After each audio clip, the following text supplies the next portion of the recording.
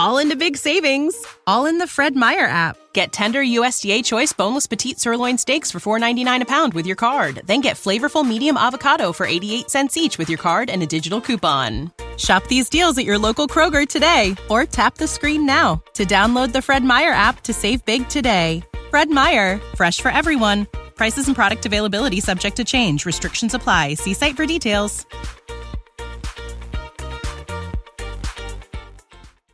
Back here on the Northland Sports page, Brian Prudhomme and Steve Patosha. I will tell you this because he texted me. I almost said Brian Prudhomme, Dave Cook, but Steve, you and I were laughing during the break where we felt like the same person for much of this show. We'll see if it continues into hour number 2. Well, I mean, we tend to share a brain when it comes to answers and the things we talk about, and Lofald mentions the word gritty in his answer, and we both started mocking the gritty in the studio right here in the studio. So once again, just sharing a brain. For anybody who tracks that, though, Steve does a much better one than I do, but he will tell you that he thinks I'm a better reader than he is, so he's going to stick me with the sponsorship responsibility. Northland Sports page brought to you by Arola Architecture Studio, Hoops Brewing, ABS Auto Solutions, Stewart's Bike Sports and Trophies, Comfort Systems of Duluth, Advantage Emblem and Screen Printing, Kohler Toyota and Kohler Hyundai, our good buddy Mike Regan at Christensen Group Insurance, Assisted Living Locators, Krause Heating and Cooling, Mount Royal Bottle Shop, Ferguson Bath and Kitchen, and our good friends at Blackwoods. And Brian, I don't think you're the better reader. I know you're the better reader. So we're going to just continue that. All right, well, that's like your opinion, man, as they say. But speaking of opinions, when it comes to the Vikings, this is our favorite one to get. PA, the Vikes Vox, is with us. Paul Allen, good morning, buddy. How are you? What's going on? What's going on, everybody up there Duluth way? Everybody good? Ready for this Niners game? Very, very ready. Duluth is very busy today. You know, we have Grandma's Marathon. Today we have the North Shore Inline Marathon, so plenty of rollerbladers around town today as well. Holy cow. Yeah, that's quite festive. Hopefully the weather turns out okay. All your favorite teams win. And we cap it off with a Vikings victory over Kyle Shanahan's 49ers tomorrow. I would love that idea. Speaking of festive, you've been through several of these, but there's got to be a different vibe when it's the home opener. What's game one in Minneapolis like each year? Yeah, the home opener is always cool. Like, opening day at Canterbury Park where I call races, that's always different than the other days. And the fact that they only had one preseason game. In fact, we've just played a game there, really over like the last 5 weeks. I think it was August 10th or something like that. We played the Las Vegas Raiders. So they'll have the bells and whistles all ready to go, and they'll maybe introduce the offense and get people fired up with Steve's gritty, with Justin Jefferson coming out of the tunnel, and create a nice festive atmosphere. People would be very fascinated by my gritty. I don't know if that'd be a positive or a negative, but I'd let them make their own decision. Fascination doesn't mean good. Go ahead. With today's pro sports and the video and the analytics, are the 49ers at any bit of an advantage now since they had Darnold in their building last year? Well, I actually would think if there is an advantage to be had, it would be the other way. Where, when Sam Darnold was back up for Brock Purdy the entire season, and now, I don't claim to know Sam incredibly well at this stage of the equation. However, just in knowing people who work with him and are in the meeting rooms with him and talking to O'Connell as frequently as I do, he's a scholar of the game, and he picks up on things very quickly, and that absolutely is part of why he went third overall in 2018. So when I say, if there is an advantage to be had, I would think it would be for the Vikings, because Purdy not only was in every single high-level offensive meeting through the Super Bowl with Kyle Shanahan, Brock Purdy, and the rest of the gang, but during practice, he ran what's known as the scout team.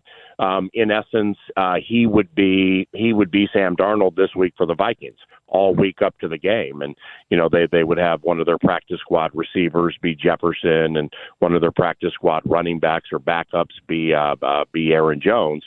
So that's intimate knowledge. I mean, that's intimate knowledge of how to handle certain situations offensively, and then how their defense handles certain nuance-laden situations defensively, because Darnold went against it in practice every single day. That's very well said. PA, my question to you is this. As you know, I'm an avid listener to 9 to Noon because you have multiple text messages to prove it. I heard the theme this week about the San Francisco 40 Liars with how they were playing coy with some of the injury stuff. We're kind of seeing the Green Bay Packers do that with Jordan Love a little bit too. Are we lacking transparency and gamesmanship with NFL injury reports all of a sudden? Well, I mean, it's been like that for decades. I mean, it's not, I don't look at it as egregiously as some other people do. Like Jordan Love, when he got hurt in Brazil, he walked onto the bus with no contraption on his leg. He got off the bus to get on the airplane because there was video. Same situation. He was out at practice with Malik Willis for the balance of the week. And Love, granted, did not, from what I read, did not do anything in practice, but he was out there. So that's a true limited, as the way the NFL describes limited, and the perception of what happened to his leg with the MCL.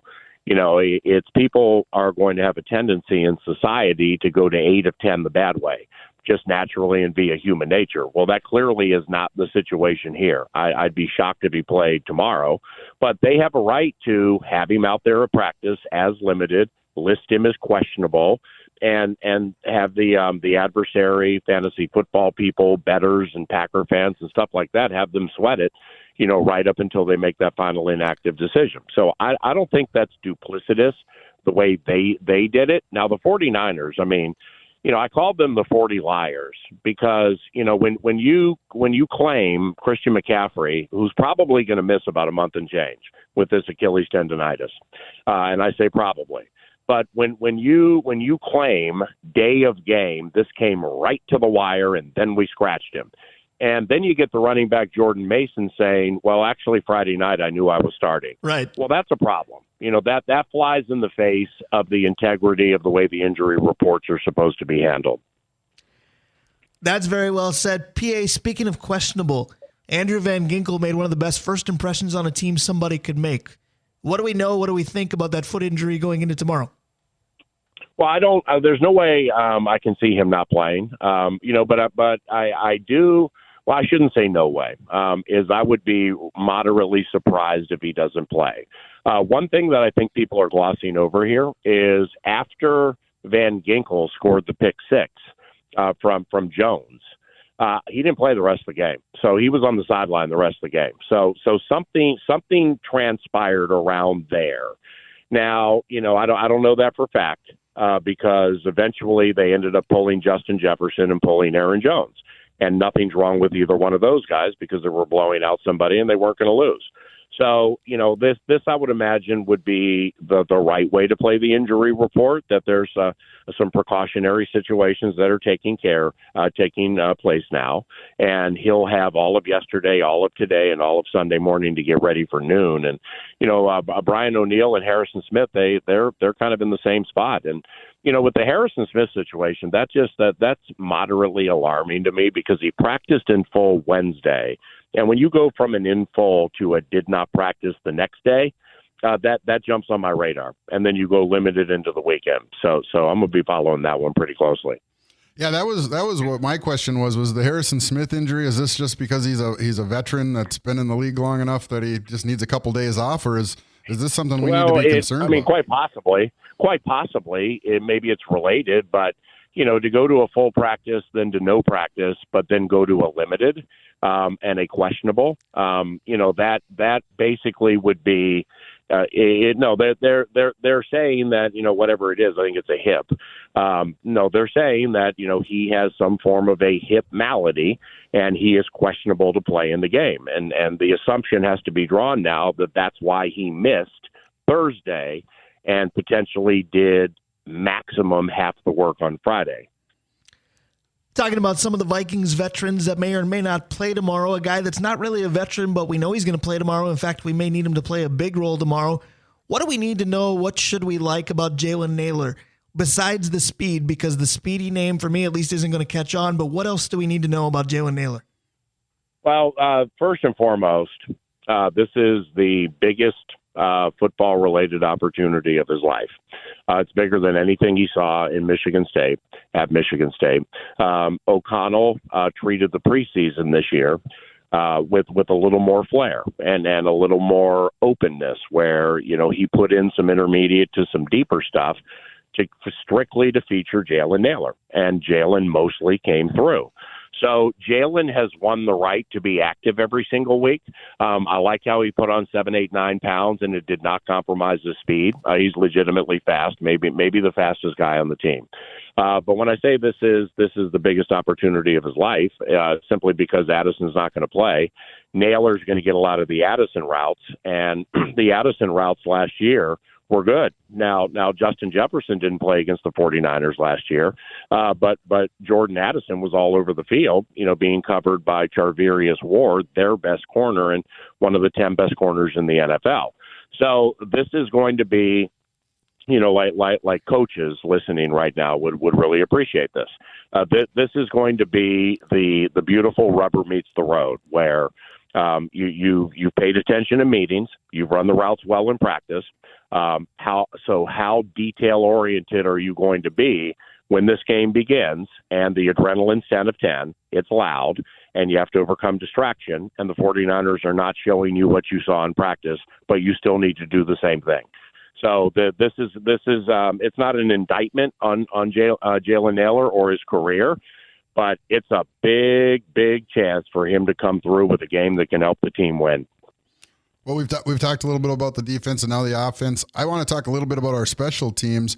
I was a huge Ryan Wright fan coming out of that first year, and he looked like something that was really going to be a nice addition to our team. But the last few games, it seems like he's struggled a little bit going back to last year.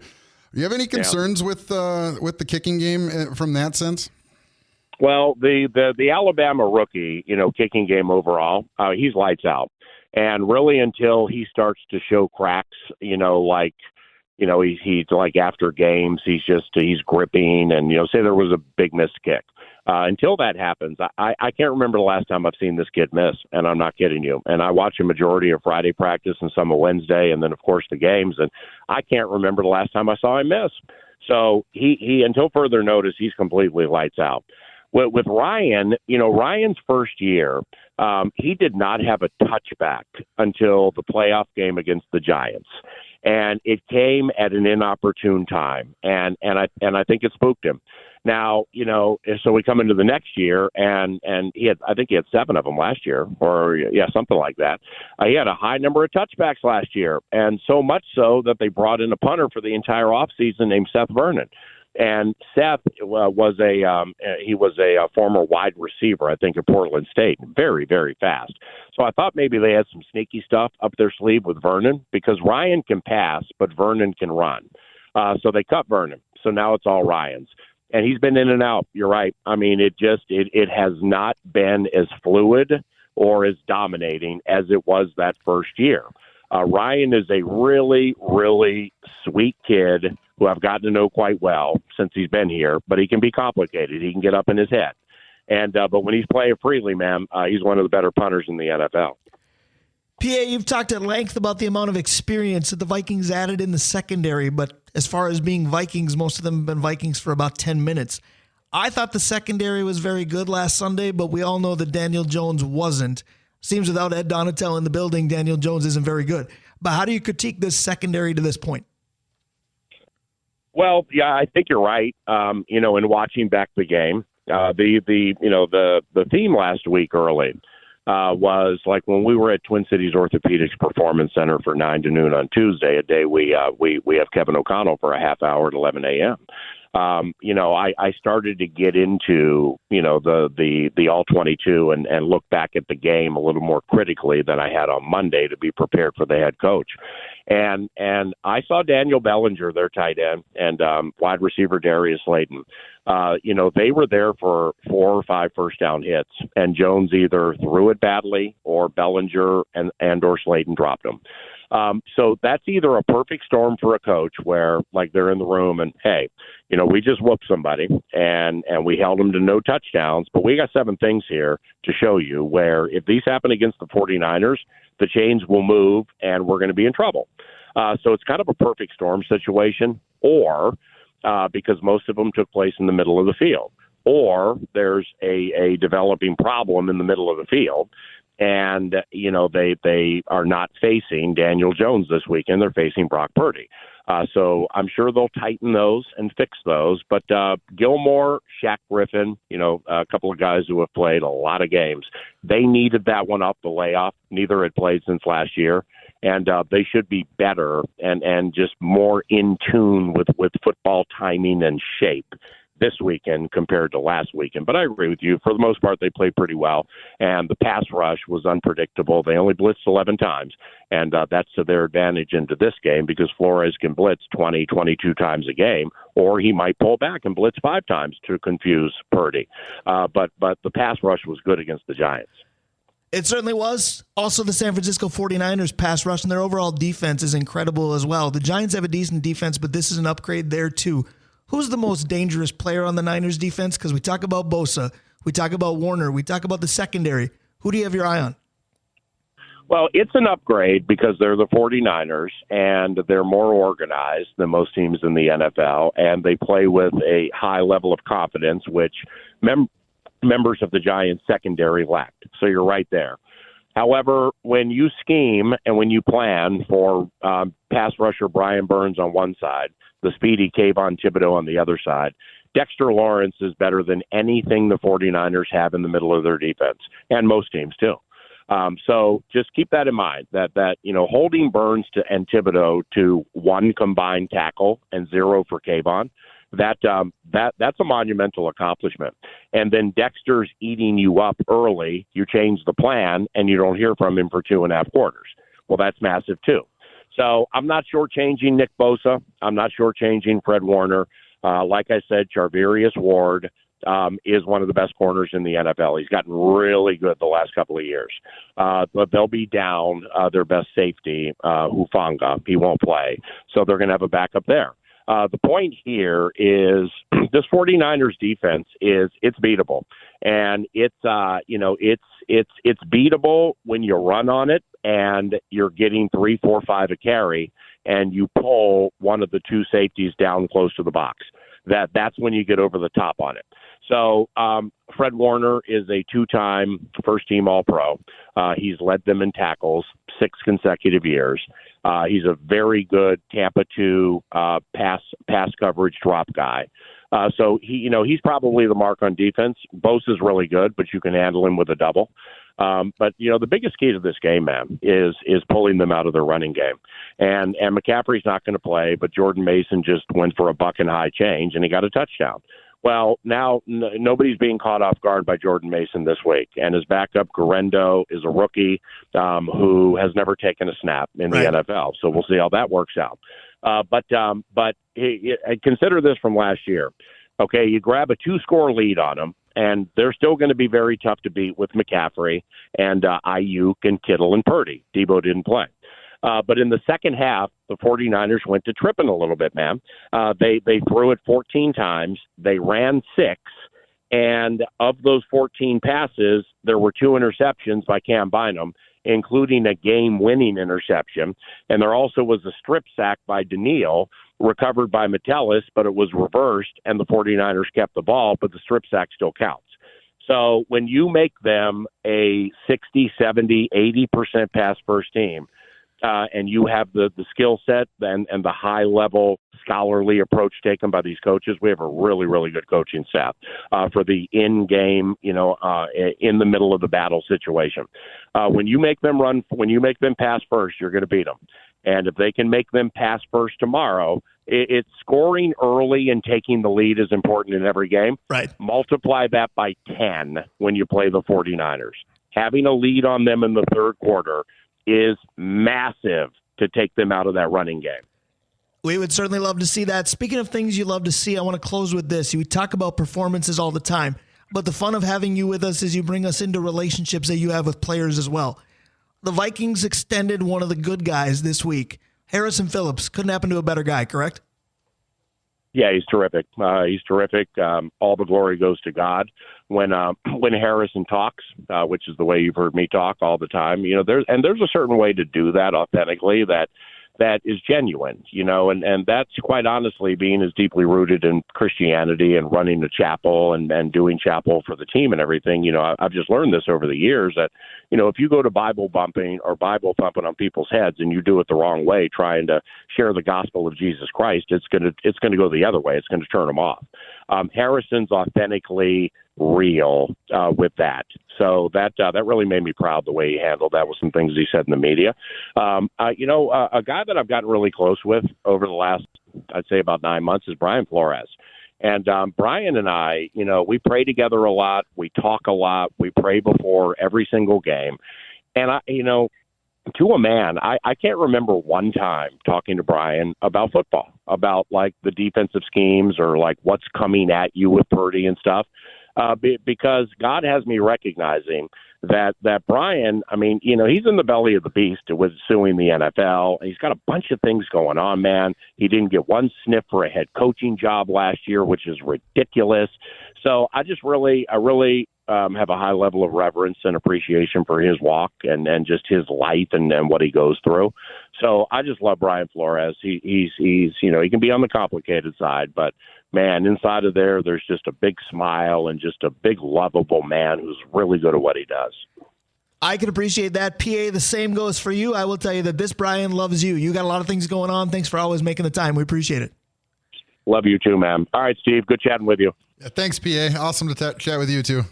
All right, we'll go get a home opener victory. That's PA, the Vikes Vox. We're going to buy a Vikes victory, sell anybody that says otherwise. Play, buy, or sell next. We'll do that. It's the Northland Sports Page. Stick around. We'll be right back. Fall into big savings, all in the Fred Meyer app. Get tender USDA choice boneless petite sirloin steaks for $4.99 a pound with your card. Then get flavorful medium avocado for 88 cents each with your card and a digital coupon. Shop these deals at your local Kroger today or tap the screen now to download the Fred Meyer app to save big today. Fred Meyer, fresh for everyone. Prices and product availability subject to change. Restrictions apply. See site for details.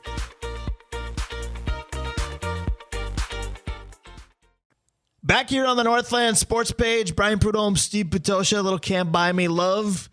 Can the Packers or not? They won't tell us whether or not Jordan Love is playing tomorrow. Yeah, I would think all indicators point to no, and I think they said that earlier today finally, didn't they? I think they finally did this morning. They said he's going to miss the next 2 weeks, expected to play against the Vikings at home. I was going to say, how convenient that he'll reappear on week 4.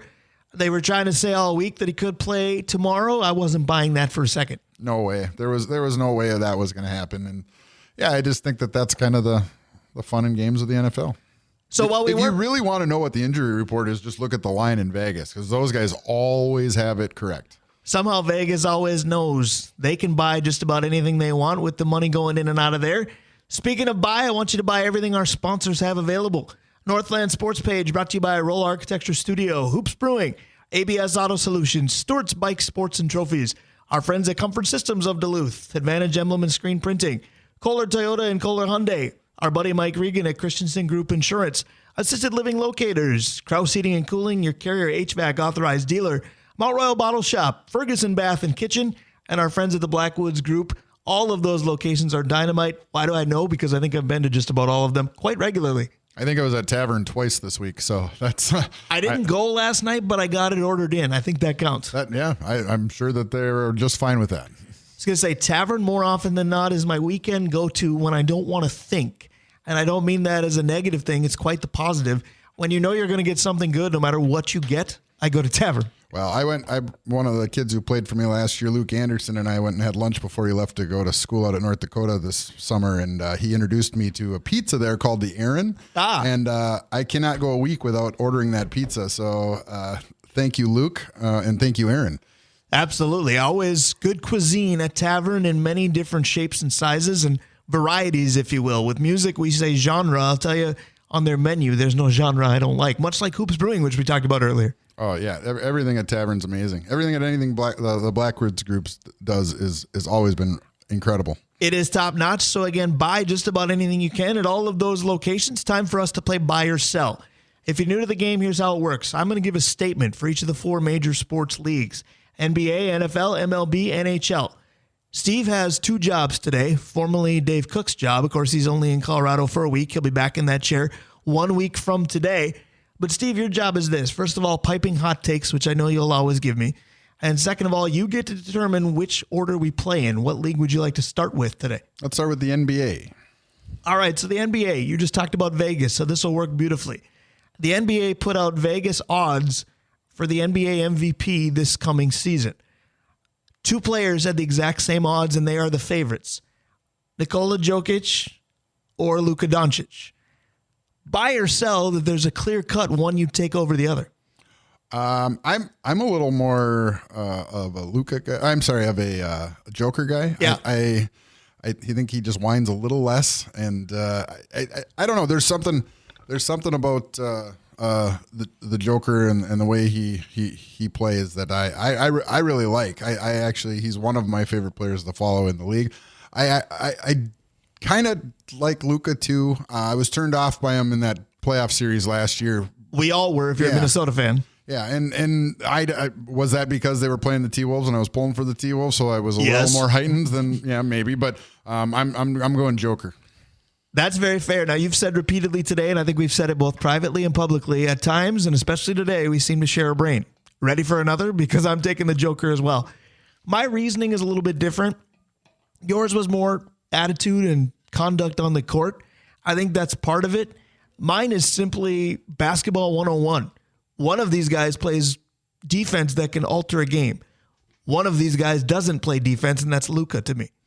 Well, and I agree with that 100%. And Joker as a passer to me, I maybe the best passer in the league, and you don't think about that from a big. And I just love facilitators like that because it's again it's being a good teammate. You know, he could score at will most nights, yet he still tries to get his teammates involved. And to me, that's how the greatest players are always. They always are trying to get their teammates involved, and somehow they still manage to get theirs at the same time. You know, and that's what I see Joker as.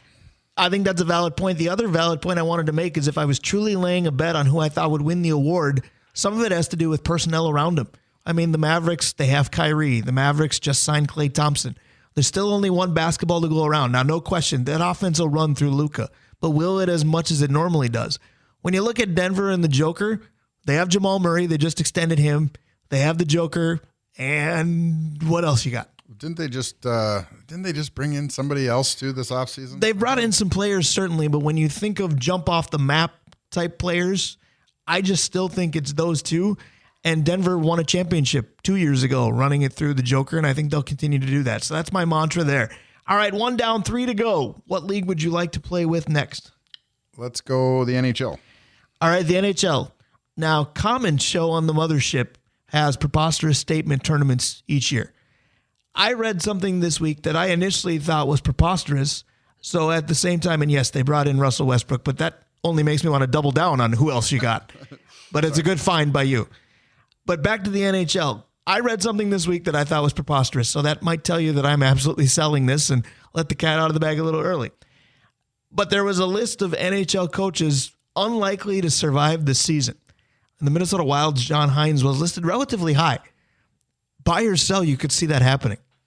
I absolutely could see it happening. I mean, he got hired pretty much 2 weeks into the season last year and never lost the interim label really for most of the year. He was actually presented to us as a bridge coach, I felt like, for a majority of the season. And you're going to have free agency open up, and you're going to have a lot of money coming off the books on top of that. And so you're going to want to maximize your opportunity to get those free agents. And if there's a coach on the market that's is going to help you bring in a high-end guy, then I can see John Hines being out. Absolutely. I want to agree with you, but I just can't because there's a couple things in play. Number one, I tend to agree with a lot of things you said, that John Hines was just supposed to be a Band-Aid, and eventually when the money's available or eventually when they're ready to hit the reset button, there might be somebody else brought in. But first of all, if that's true, I think he'll survive the season, and then after that, we'll say thanks for playing. But the more I look at it, why would you wait another year? Who's suddenly going to appear on the market that isn't there now? I would have thought that they brought him in because they fired a coach midseason not that long ago, and you get your new guy going into right now. Why would you wait? And then a lot of people think that the reason John Hines is the guy in Minnesota is because he's got a great friendship with Bill Guerin. I know it's a business. It's not about friendships, but I just can't see Billy G just going ahead and chucking that out the window. Well, I think we've got a pretty recent example of why you wait when you look at the Denver Broncos 3 years ago. They hired the guy from Green Bay because they wanted to bring in Aaron Rodgers, and guess what? Aaron Rodgers didn't sign there, and you're stuck with a coach that you don't want. So you might as well wait. But now you're stuck with a guy in Denver everybody likes even less. Well, except for Denver. They love him. They love him. So they there. say. Yeah. We'll give that time. And so I think that's why you wait, because it's one thing if it's college and you're trying to implement a system, but you're talking about pro athletes that have probably played every system up until this point, and you can draw it on a board and they know how to do it. You know what I mean? And so I think professional coaches is more like a manager of a store. You're really about just making sure everybody's doing their job. And so I think waiting I don't think there's any problem in pro sports if you just wait. Well, Save yourself some money too, probably. I would agree with that, but the other reason I think he survives the season is because the other reason he wouldn't would be if the Wild are really, really bad. But let's say they are. Is the expectation that far above that with the roster they have right now? No, probably not. But again, I think that's why they probably presented him as a bridge coach to start with, so that they could leave their options open. If someone wants to come in and play for, let's say Craig Berube, and you can get a high-end guy, sorry, John, but Craig's going to be the guy that lures that player in here, and that player is going to make our team better. So, you want a consulting job, a scouting job? Can we find someplace else for you? We'll try, but this is what we're going to do because it's best for the organization. Well, and of course, to be fair, Topher Davis and I have already said John Hines is basically Jack Adams going by a different name. So we're going to be in his corner all the time. 2 down, 2 to go. You got MLB and NFL left. Where would you like to go next? MLB. Major League Baseball. This is a know your audience buy or sell because you are a New York Yankee fan and somehow I love you anyway. When you look at the American League Central, though, right now, if the season ended today, they've got 3 playoff teams. And frankly, they should get 3 because if the Twins fail, it'll probably be at the expense of the Tigers. So the American League Central might have the most playoff representation. But the 2 best teams in the American League all year, minus a cup of coffee from Cleveland, has basically been whoever wins the East, the Yankees or Baltimore. Buy or sell that you feel the American League champion, the whole league, is coming out of the East. Boy, I am going to buy because I think the Yankees are going to come out of the American League because I think that they've got the lineup to do it. I think their pitching has come around here the last month to be a little bit more reliable, and so I do think that the winners coming out of that division. I think they've been tested all year long. I think the Central's had the benefit of the White Sox. I think that helps too. Yes, and I just think that the playing on the East Coast just gives you a little bit more of a callus to the pressure of it all. I can appreciate that. I'm going to sell. I have no idea who's going to win the American League, but I don't think it'll be the Orioles or the Yankees. My 2 reasons is I don't think the Yankees have enough pitching, and then I think the Baltimore Orioles are just going to have the "oh my gosh, what are we doing here" moments. Yeah, I mean, that very well this could is be such the a case. young team. I know that they're, much ballyhooed, to quote PA, and they've got plenty of talent. But the last time I remember the Baltimore Orioles playing meaningful games in middle September and beyond, you mentioned it earlier, the fan interference at Yankee Stadium. That was a long time ago. That was a real long time ago. It was like 1998. Right, I was going to say, I was fresh out of high school, or at least early in college. Right. So I hope Baltimore does well. I'll just let that cat out of the bag. If it's not the Twins, I will fully want it to be the Baltimore Orioles. I just don't see them having enough poise. The Yankees will lead the universe in poise. The Astros right behind them. I just don't know that the Yankees have the pitching. And Cleveland, we're all waiting for them to play like their roster looks. They are so far out of their heads right now. Yeah, I don't have a whole lot of faith in Cleveland, but that's the team that always wins. I think that Houston, I have a hard time betting against Houston as much as I despise that team. Well, because they may not win it fairly, but go ahead. Yeah. But the experience and what they've done in the past, I think that factors in. That's fair. All right, let's close with the NFL. The NFL loves to talk about parity each season. But when you look at it, and granted it's 1 week, the Chiefs didn't play super well and still beat a very good team. The Niners could kind of argue didn't play super well, don't have their best weapon potentially for a month, beat a team in the Jets that people think should be a good team. Now, I still think they're the Jets, and Aaron Rodgers looks disinterested. But all of that said, and this is a little bit of a Vegas theme too, with all the parity that the love of the NFL loves to talk about, buy or sell that you see any reason we're not headed for the exact same Super Bowl. Well, if you had to go to Vegas and put money on a Super Bowl matchup right now, it would be Yeah, it'd be the Chiefs to win it for sure. I mean, there's no doubt about that. And it'd be tough to not pick the Niners because. So you're buying? I am probably buying, but I mean, I think the other side of the coin with parity is look what happened in Cincinnati last week. Should be the worst team in the NFL went in and beat what's being touted as a division leader. So right. I think I buy the parity, but I guess I'm buying or selling the parity, but I am buying that it's probably going to be the same Super Bowl. I think I am too, and that's fun to say 1 week in because we could give that question every 4 or 5 weeks and it might change. I don't know that we publicly declared, Dave Hoops and I, you and I, who we thought would be in the Super Bowl before the season started. I will tell you that my sleeper team is basically now sleeping because the Tua situation is just ugly from Thursday. But I had the Niners, and somehow I thought if Miami could defend it all, they could get there. After watching, again, 1 week, and I will swear by that, there's still 4 months of this left, there's no reason on paper to think it won't be the same two teams. I do see some challengers. I do think that Baltimore could love to play Kansas City again and go, we're a big toe away from winning that game or potentially having the opportunity to go for the win with a 2-point conversion. They're right there. I have a tougher time seeing who the true contenders are in the NFC against the Niners because Dallas and Philly are going to raise their hands, and Dallas we're just going to laugh at because they are good until it matters. And Philadelphia, I think they were very good for a week, but I think they lost some key players and they just started to age a little bit. Yeah, well, I think going back to the AFC, if there's a team that maybe could possibly make some noise just because they're young and kind of up and coming, maybe the Texans, which would be a huge jump from where they were 2 years ago. The big jump they made last year to go all the way to the Super Bowl. Until they lose a game and Stephon Diggs ruins everything. Right. There's no doubt about that. So I think that is a team that, who knows? Baltimore, I think, is a great pick because they've got the MVP. They've got all the talent for now because it is week 2. Yeah, and the Niners, boy, but the Lions. If the Lions can get it together, who knows? That's the fun of it, but we will diagnose it just about every week. We are up to week 2 in the NFL season. Of course, speaking of 2, time for 2 more. It's the 2 of us tomorrow after the Vikes and Niners. We'll preview Vikes Niners one more time. Final segment. Vencie Glenn, part of Drawing Lines, courtesy of Arola Architecture Studio. We will be right back.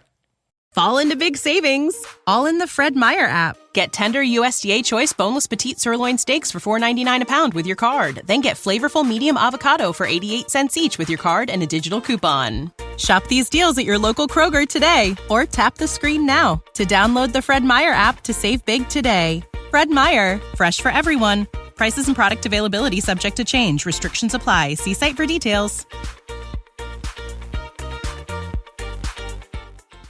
We can absolutely dance. We love the safety dance here on the Northland Sports Page. Brian Prudhomme, Steve Patosha.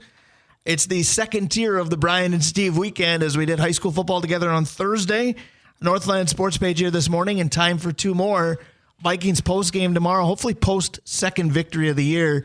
But again, the competition took a major upswing from the New York Giants to the San Francisco 49ers. Oh, absolutely. But this has already been a victory because I told you when you told me who the guests were, I was so excited to hear that we were getting Vencie back on when I'm on. So this is awesome. Everybody's excited about Vencie. So with that, we'll bring in our favorite safety, number 25, Vencie Glenn of Vikings lore. It's the Drawing Line segment, courtesy of Arola Architecture Studio. My good friend Vencie Glenn, good morning. Happy Saturday to you.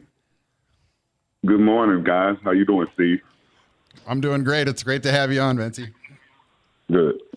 Vencie, we do always appreciate you. Now, I want to talk about a text you sent me after last week's show because I'm excited to hear what version of Vencie Glenn we get. Because you love to talk football, you don't love to talk fan ball, but you said, you know what? I might give fan ball a go here this week. What do you got for me?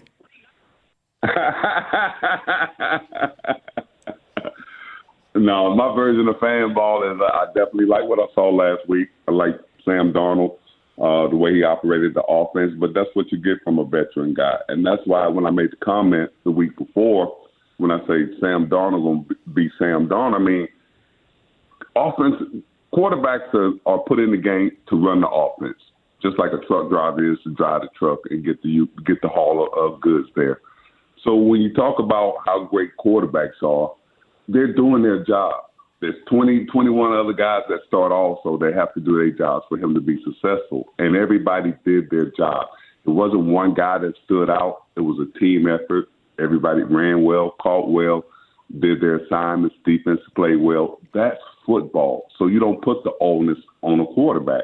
You let everybody play team ball, and team ball works most of the time.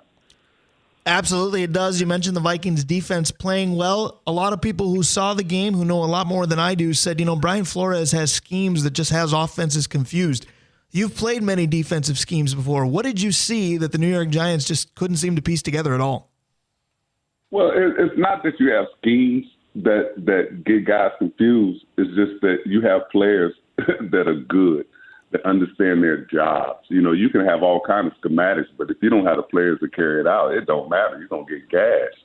People understand their assignments. They understand down and distance. They understand situational football. And so that's what you have when you have a bunch of smart guys on your defense. It allows you to get more creative. But then again, you're playing the New York Giants. They're not good. They're not good. They haven't been a good football team for a while. So you take away that, hey, we got out the game fresh, no major injuries, and we got to get ready for next week. It's the big test of how well we're doing right now at this point in the season. Got to talk to my favorite safety about another safety. You look at Harrison Smith last week. It's his 35th career interception, most amongst active players. May not be active tomorrow, nursing an injury. But when you watch somebody like him play as well as he has for as long as he has, what goes through your mind? Same thing went through my mind. I had 35 in 10 years, so he's up there, and he's just a great player. He's a great football mind, great player. He shows up week in and week out to play, and that's what you want, especially if you can get that out of defensive back over a long, sustained period of time, and he's played at a high level since he's come in the league. Kudos to him. Vencie, we see Brian Flores putting Harrison Smith down on the line of scrimmage quite a bit. I mean, he's not always rushing or making plays in the backfield. He drops back quite a bit. Did you have a preference whether you played up on the line or played back? Was there a mix or something like that you were more comfortable or enjoyed more? Well, to be honest, Steven, I didn't really play up in the line until going into my 6th year of the league. Once I left San Diego. In San Diego, I was just deep middle. We played man and zone pretty much all the time in San Diego. And so once I left, I started moving around, coming down in the box every now and then, blitzing on occasions. But it gives a defensive back more freedom to disguise and do the things he can do when he has the ability to come down and move around like he's done. I think Harrison Smith is one of the best strong safeties that has played in recent time, especially down being in the box. His football awareness is tremendous. I think he's at times can be a liability in space deep, but that's why you don't see him back there a lot. And they was hoping they get a free safety that could take some of the pressure off him so he can stay up in the line of scrimmage and he can create more havoc. But I think all the coordinators that have come in have used him well. I was a little skeptical last year, but he seemed to found his niche with this defensive unit. And so, like I say, he's playing at a high level, which he's played most of his career.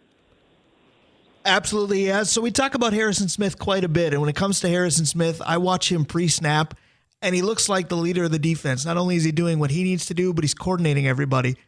Is it more about the veteran than the green dot? Because we talk about green dot guys running the defense instead.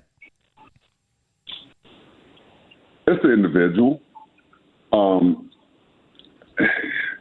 He's a smart football player. He's a good football player. It's no difference than if you're talking about a Joe Montana or anybody else on the offensive side of the field. You know what I'm saying? When you got a good football player, whether it's a defensive lineman, linebacker, DB, wide receiver, line, they're a good football player. And he's proven that over the years.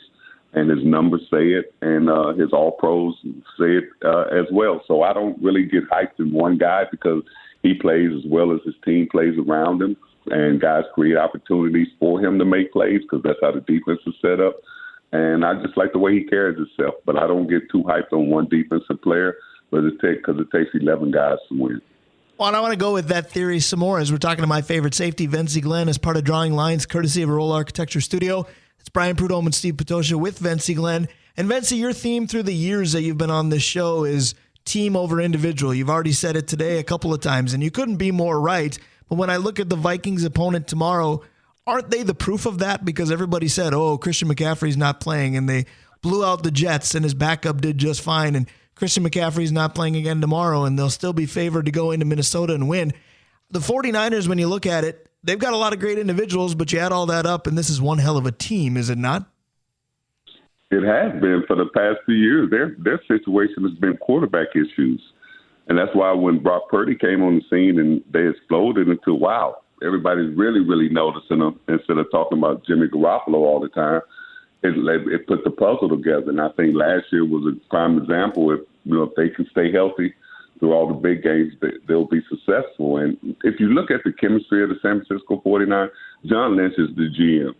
He understands team concepts. He's a team concept that guy, always has been. So when you sit there and you look at the 49ers, oh, no Christian McCaffrey. Let's talk about Christian McCaffrey every week. Sorry, guys, for the little train. Let's talk about Christian. He's like, their running back coach was the guy that recruited me to Indiana State, Bobby Turner. Great coach, one of the greatest running back coaches in the history of NFL. They're not playing Christian McCaffrey because they believe in their schematics and their team. We can sit him down for 4 weeks. We got him healthy at the end of the year when we need him. The name of the game, guys, is keep your guys healthy as long as you can because you need them in the postseason and in December. If you want to sit there and brag about who's not playing and early in the season and all that, and then you put them in and they're hobbled all year long, they're not going to be any good to you in the postseason. These guys are playing for championships and postseason. They're not playing for winning 4 games early in the season and then puttering out because we're not healthy. You have to stay healthy to win in football. You have to. So, guys, teams are playing to stay healthy and try to get to that postseason because they can, because they believe in the players they have on their football team, especially in San Francisco, to go in and tote the load. Look at Mason. Nobody knew he was. Right. He toted it. Now you got to deal with him for 4 more weeks and a Christian McCaffrey when he comes back. That's problems for teams. Now it opens up Brandon Ayuk, Deebo Samuel, Purdy, and the tight end. Now they can operate in a freer zone because they know they have somebody not to let down their running game. All right, so you just listed the litany of weapons, and you're spot on between Deebo, Brandon Ayuk, George Kittle, etc. If you're a safety in tomorrow's game, what are you matching up with? What are you watching pre-snap? Because, we always think about in the old days, it's safety versus tight end, simple as that. Not that simple anymore.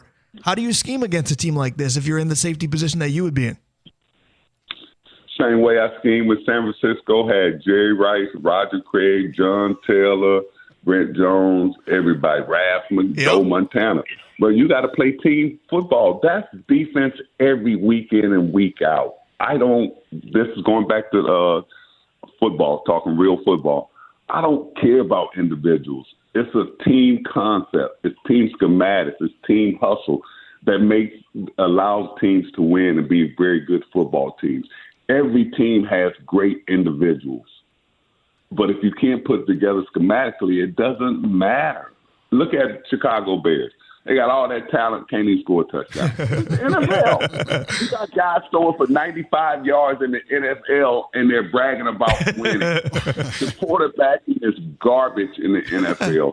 If I say, guys, give me your top 6 quarterbacks, you'll get to number 4, and then you'll have to think a little bit. Yep. There's 32 teams. You can't even get past 8 solid quarterbacks in the league that you say can get you to the Super Bowl. So it's always going to be team schematics to me.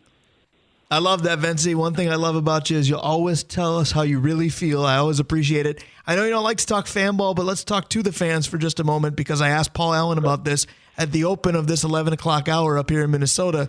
I said, is the home opener different? Because it's, the teams want to know, which helps, but it's the home crowd's first chance to pile into the stadium and cheer on the guys they know. I know that there was a preseason home game, but we all know that's not the same.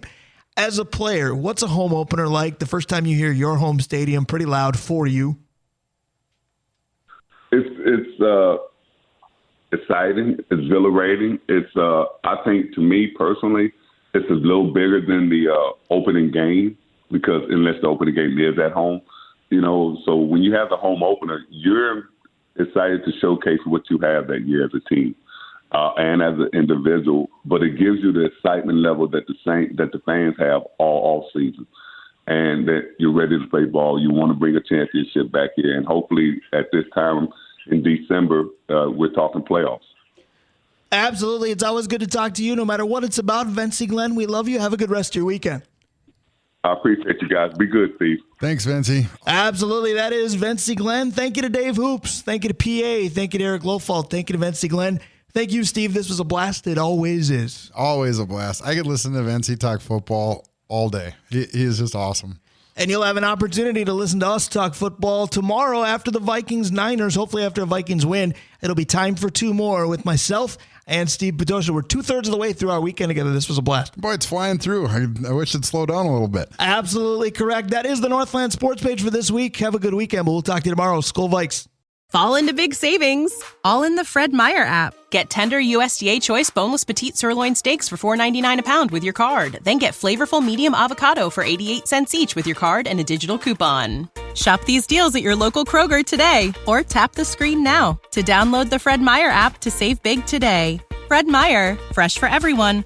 Prices and product availability subject to change. Restrictions apply. See site for details.